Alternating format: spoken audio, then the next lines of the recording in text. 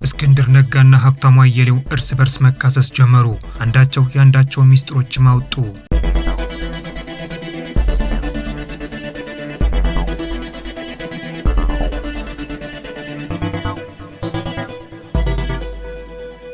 ሰላም ጤና ይስጥልን ወደ ኢንፎርም ኢትዮጵያ ቤተሰቦች እንደምን ቆያችሁ?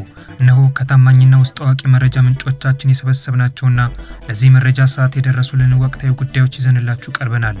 ወደ ኢንፎርም ኢትዮጵያ ቤተሰቦች ወቅታዊ መረጃዎቻችንን ለመከታተል ያመቻችሁ ዘንድ ዋና ዋና ጉዳዮችን አስቀድመን እናሳውቃችሁ። እስክንድር ነጋና ሀብታሙ አያሌው እርስ በርስ መካሰስ ጀመሩ። አንዳቸው ያንዳቸው ሚስጥሮች ማውጡ። በእስክንድር ነጋና በሀብታሙ አያሌው መካከል የተፈጠረው ውዝግብ ትክክለኛ ምክንያትም ታውቋል። እስክንድር ነጋ ሀብታሙ አያሌውን በተመለከተ አስደንጋጭ አስተያየት መስጠቱም ተሰምቷል። እስክንድር ነጋ ሀብታሙ አያሌው በግሉ የነገረው ሚስጥሮችንም አውጥቷል። እስክንድር ስለ ሀብታሙ አያሌውና ስለ ኤርሚያስ ለገሰ ጸብ እንዲሁም ኢትዮ 360 ስለፈረሰበት መንገድም አዲስ መረጃ ይፋ አድርጓል። ይህንን ጉዳይ በዝርዝር ትሰማላችሁ። እስከዛሬ የተሰዉ ፋኖዎች ቁጥር ታወቀ። በአማራ ክልል የደረሰው አጠቃላይ ውድመትም መገምገሙ ተሰማ። አራተኛ ዓመቱን በያዘው የአማራ ክልል ግጭት የተሰዉ ፋኖዎች ቁጥር የታወቀው የአማራ ልሂቃን የክልሉን ወቅታዊ ሁኔታ በተመለከተ ገለልተኛ ግምገማ ማድረጋቸውን ተከትሎ ነው። የአማራ ልሂቃን የክልሉን ግጭት በገለልተኝነት ገምግመው አስደንጋጭ ድምዳሜ ላይ መድረሳቸውም ታውቋል። የአማራ ልሂቃን የክልሉን ግጭት በገለልተኝነት ገምግመው ያቀረቡት የመፍትሄ ሀሳብም አነጋጋሪ ሆኗል። ይህንንም ጉዳይ በዝርዝር እንመለከተዋለን። ውድ ኢንፎርም ኢትዮጵያ ቤተሰቦች በዚህ መረጃ ሰዓት እነዚህን ጉዳዮች በዝርዝር እንነግራችኋለን። አስቀድማችሁ ቻናላችንን ላይክ እና ሼር እንድታረጉና መረጃዎቻችንን እንድትከታተሉ በአክብሮት እንጋብዛለን። አሁን ወደ ዝርዝሩ እናልፋለን። እስክንድር ነጋና ሀብታሙ አያሌው እርስ በርስ መካሰስ ጀመሩ። አንዳቸው ያንዳቸው ሚስጥሮችን ማውጡ። በእስክንድር ነጋና በሀብታሙ አያሌው መካከል የተፈጠረው ውዝግብ ትክክለኛ ምክንያትም ታውቋል። እስክንድር ነጋ ሀብታሙ አያሌውን በተመለከተ አስደንጋጭ አስተያየት መስጠቱም ተሰምቷል። እስክንድር ነጋ ሀብታሙ አያሌው በግሉ የነገረው ሚስጥሮችንም አውጥቷል። እስክንድር ስለ ሀብታሙ አያሌውና ስለ ኤርሚያስ ለገሰ ጸብ እንዲሁም ኢትዮ 360 ስለፈረሰበት መንገድም አዲስ መረጃ ይፋ አድርጓል። ከፋኖ የትጥቅ እንቅስቃሴ ጀማሪዎች መካከል አንዱ የሆነው እስክንድር ነጋ ሀብታሙ አያሌውን የተመለከቱ በርካታ ሚስጥሮችን ማውጣቱ ተሰማ። በእስክንድር ነጋና በሀብታሙ አያሌው መካከል የተፈጠረው ግጭት ተባብሶ መቀጠሉም ታወቀ። እስክንድር ሀብታሙ አያሌውን በተመለከተ አነጋጋሪ አስተያየት መስጠቱም ታውቋል። እስክንድር ነጋ ሀብታሙ አያሌው በግሉ የነገረውን አስደንጋጭ ሚስጥሮችንም ጭምር አውጥቷል። እስክንድር ስለ ሀብታሙ አያሌውና ስለ ኤርሚያስ ለገሰ ጸብ እንዲሁም ሀብታሙ ኢትዮ 360 ስለፈረሰበት መንገድንም አዲስ መረጃ ይፋ አድርጓል። በአማራ ክልል ከሚካሄደው የፋኖ የትግል እንቅስቃሴ ጀማሪዎች መካከል አንዱ የሆነው እስክንድር ነጋ ባለፉት 2 ዓመታት የፋኖን የትግል እንቅስቃሴ በማዳከምና በፋኖች መካከል ክፍፍል በመፍጠር በተደጋጋሚ ስሙ ሲነሳ መቆየቱ ይታወቃል። የአማራ ፋኖ ብሔራዊ ንቅናቄ አፋብን በተመሰረተ ማግስት ራሱን ከድርጅቱ ማግለሉን የገለጸው እስክንድር ነጋ ከቀናት በፊት በአማራ ክልል ከሚካሄደው የፋኖ የትግል እንቅስቃሴ ሙሉ ለሙሉ ራሱን አግልሎ አዲስ አበባን ብቻ ማዕከል ያደረገ አዲስ የፖለቲካ እንቅስቃሴ መጀመሩን አሳውቋል። እስክንድር ነጋ አዲስ አበባ ማዕከል ያደረገ አዲስ የፖለቲካ እንቅስቃሴ መጀመሩን ተከትሎ ከቀድሞ ወዳጁ ከሀብታሙ አያሌው የአደባባይ ውዝግብ የተፈጠረ ሲሆን የእስክንድርና የሀብታሙ አያሌው ውዝግብ በሚዲያ ከመዘላለፍና ከመካሰስ አልፎ ሚስጥር ወደ መወጣጣት መሸጋገሩም ታውቋል። የአማራ ፋኖ ብሔራዊ ንቅናቄ አፋብን መመስረትን ተከትሎ የዘመነ ካሴ ደጋፊነቱን በአደባባይ ያወጀው ሀብታሙ አያሌው እስክንድር ነጋ የፋኖን የትግል እንቅስቃሴ በማዳከም በፋኖ ታጣቂዎች መካከል ክፍፍል በመፍጠርና ፋኖዎችን እርስ በርስ በማዋጋት ደግሞ ሲከስ መቆየቱ ይታወቃል። እስክንድር ነጋ ከቀናት በፊት አዲስ አበባ ማዕከል ያደረገ እንቅስቃሴ መጀመሩን ከገለጸ በኋላ በእስክንድር ነጋ ላይ ግልጽ የስም ማጥፋት ዘመቻ የጀመረው ሀብታሙ አያሌው ሰሞኑን በሰራው አንድ ፕሮግራም ላይ በፊት አንዳንድ ሰዎች በፊት እስክንድር የአእምሮ በሽተኛ ነው ሲሉ አላምንም ነበር፣ አሁን ግን በትክክል የአእምሮ በሽተኛ መሆኑን እኔም አረጋግጫለሁ የሚል አስተያየት ሰጥቷል። በትናንትናው ዕለት በዲያስፖራ ከሚገኙ ደጋፊዎች ጋር ውይይት ባደረገበት ወቅት ሀብታሙ አያሌው ስለከፈተበት ዘመቻ የተጠየቀው እስክንድር ነጋ ለአማራ ሕዝብ ትግል ስልና ከሱ ጋር ትላንት ለነበረን ወዳጅነት ስል በጉዳዩ ላይ አስተያየት ለመስጠት አልፈልግም ብሎ ንግግሩን የጀመረው እስክንድር ነጋ ከሀብታሙ ጋር ከቃሊቲ ጀምሮ ስለምንተዋወቅ በእኔና በሱ መናገር የማልፈልጋቸው ብዙ የግል ሚስጥሮች አሉን። ሀብታሙ ለምን እየወጣ እንደሚለፈልፍ ምን እንደሚያስለፈልፈው እኔና እሱ እናውቃለን። ምን ጠይቆኝ ምን እንደመለስኩለት እኔም እሱም እናውቃለን። ለሳተላይት ኪራይ ለኢትዮ 360 ስቱዲዮ ማደራጃ በሚል ምን ከማን እንደወሰደ እኔም እሱም እናውቃለን። ሀብታሙ አያሌው በእኔ ውስጥ ከሞተ ቆይቷል። ሀብታሙ አያሌው ለእኔ ሞቱ የተቀበረ ሰው ነው። ሀብታሙ አያሌው በእኔ ውስጥ የሞተው ደግሞ በልጅነቱ ላገለገለው ወያኔ ዳግም ጦርነት ራሱን ያጨለት ነው። ከኔ ጋር የተለያየውም ለወያኔ ሊሸጠኝ ማድመማት የጀመረ ቀን ነው። ሀብታሙ አያሌውና ዘመን የተጣመሩበት ሚስጥርም ሁለቱም ለወያኔ ማደራቸው ነው በማለት ስለ ሀብታሙ አያሌው ተናግሯል።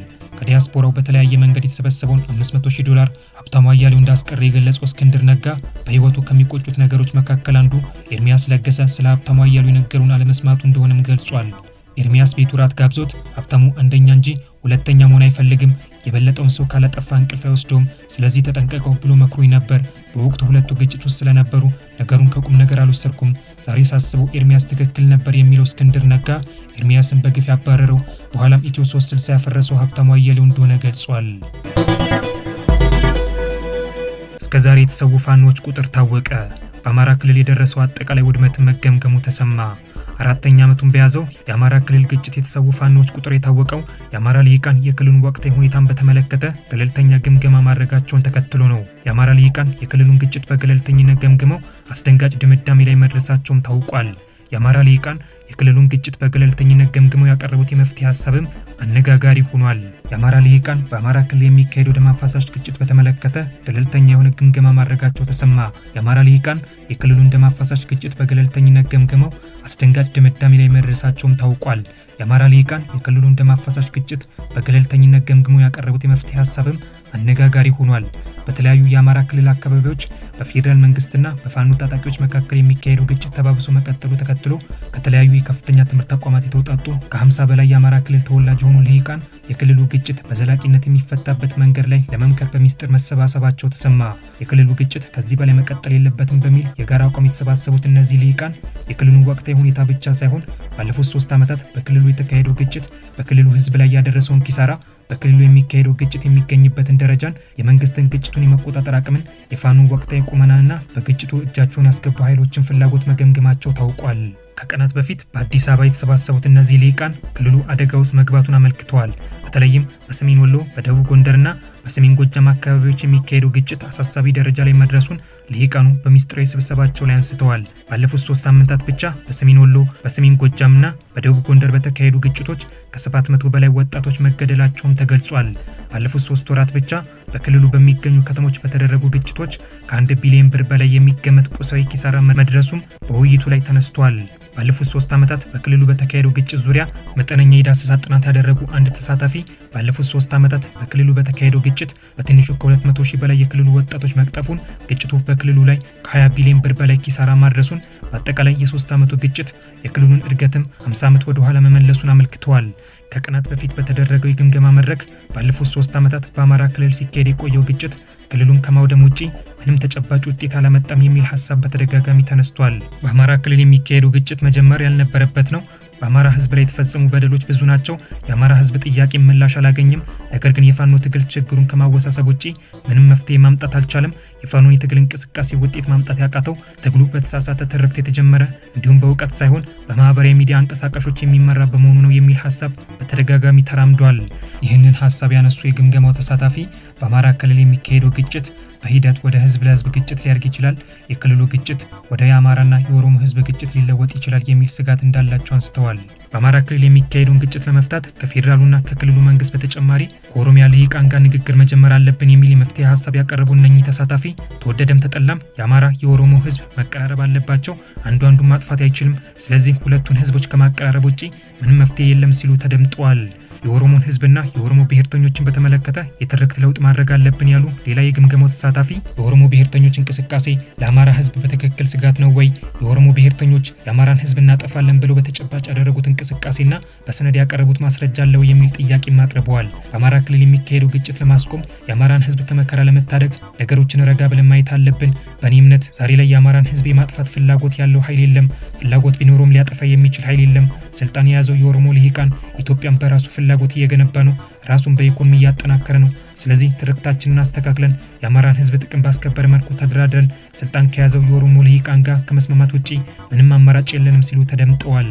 የትጥቅ ትግል መጀመራችን ስልጣን ለያዘው የኦሮሞ ልሂቃን የአማራን ህዝብ በነጻነት እንዲገድል እድል ሰጥቶታል ያሉ ሌላ የግምገማው ተሳታፊ ደግሞ እውነት ለመናገር ስልጣን የያዘው ስርዓት የኦሮሞ ስርዓት ብቻ ነው ሲሉም ጠይቀዋል። ጠቅላይ ሚኒስትር አብይ አህመድን በተመለከተ ያራመድነውን አቋም በድጋሚ መፈተሽ አለብን ሲሉ የተደመጡት እኚህ ተሳታፊ በዚህ ግጭት ውስጥ አብይ አህመድ ምን ሚና ነበረው? ግጭቱን ከኋላ የሚገፉ የአማራ ክልል ባለስልጣናት አልነበሩም ወይ? አብይ አህመድ ምን ማድረግ እየቻለ ምን አላደረገም የሚል የውይይት ሐሳብ አንስተዋል። የፋኖ የትግል እንቅስቃሴ የእድገት ደረጃውን ጨርሷል። የፋኖ ትግል ከዚህ በኋላ መቀጠል አይችልም። ባለፉት 3 ዓመታት የአማራ ፋኖ ብሔራዊ ድርጅትን አፋብኃንን ከዚህ በኋላ የአማራን አንድነት ማምጣት አይችልም፣ የፋኖ የትግል እንቅስቃሴ ሙሉ ለሙሉ በህወሓት በኤርትራና በሱዳን መንግስት ተጠልፏል የሚል ድምዳሜ ላይ መድረሳቸውን ጠቁመዋል።